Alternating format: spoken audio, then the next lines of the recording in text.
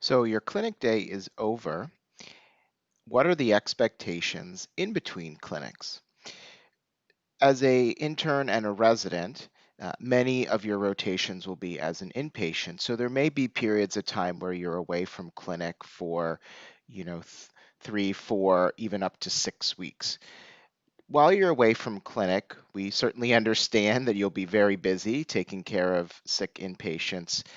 Um, and our general expectation is when you're away from the VA for an extended period of time, that you check into CPRS once a week just to view any urgent or semi-urgent alerts that are waiting for you. As a general rule, the attendings will take care of non-urgent, what I like to call tasks that don't give you any sort of educational value. So renewing medications, putting in basic consults.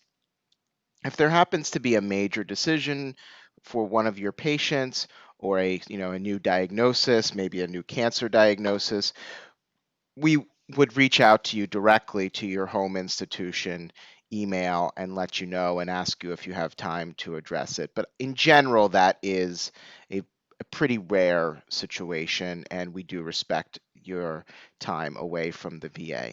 So when you are away from the VA, we do expect for you to check in on average once a week. Certainly, the more the better.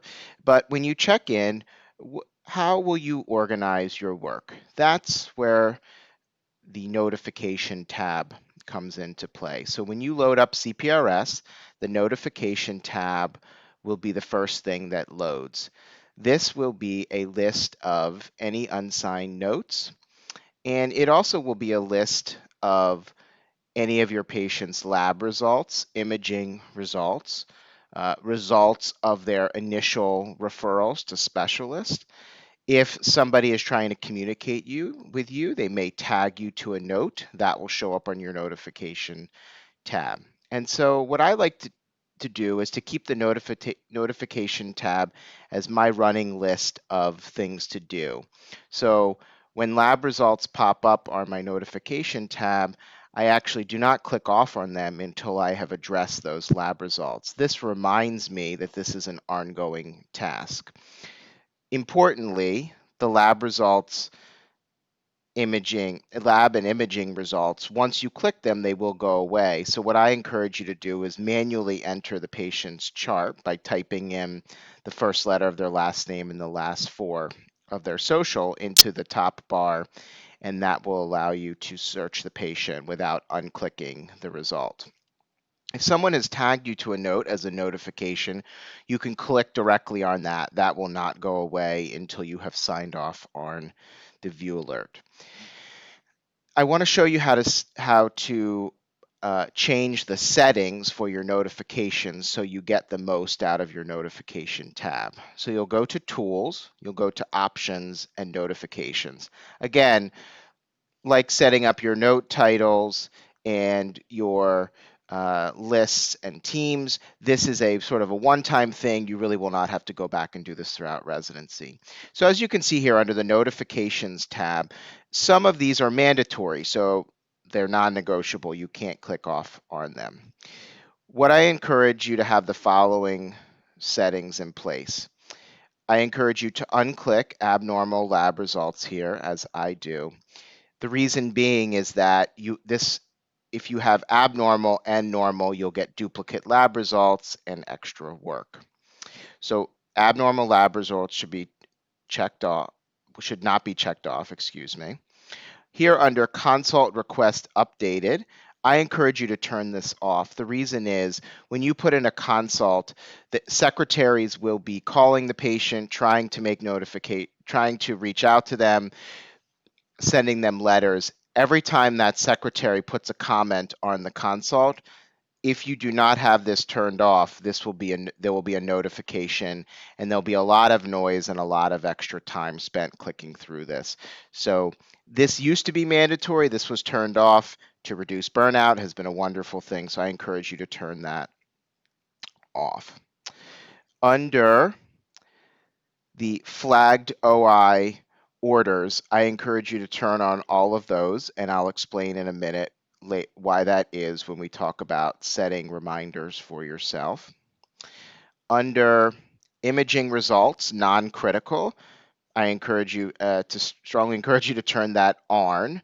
Otherwise, you would only get abnormal imaging, and normal imaging would not show up in your notification tab. So obviously, whether the imaging is normal or abnormal, you still want to notify the patient. So make sure that that is turned on.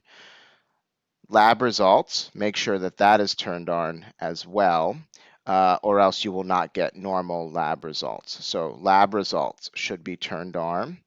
And I believe that those are the main ones. Again, once you've made these changes, this apply button will be available for you to click. Make sure that you click on that, or the changes to the notification tab will not go through. So that is a little bit about managing your notification tab. A new feature of CPRS, I know it's sort of an oxymoron, but nonetheless, that has come out in the last year that has been a great help that was not present before is, let's say that your patient is not returning to the office for 6 months, but you actually wanted to check in with them in 3 months.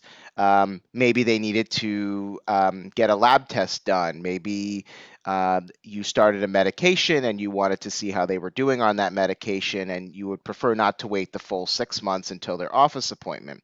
So, how do you set a reminder so that to call that patient, or maybe it's again putting in a referral or a lab test? So, under the Orders tab, you'll scroll all the way down, and it's something called Future Self Alerts. So you'll click on that, and this gives you an option of placing an alert in CPRS that will come to you in a set amount of time. So these are just preset ways to organize it. It really doesn't matter. You can hit any of them.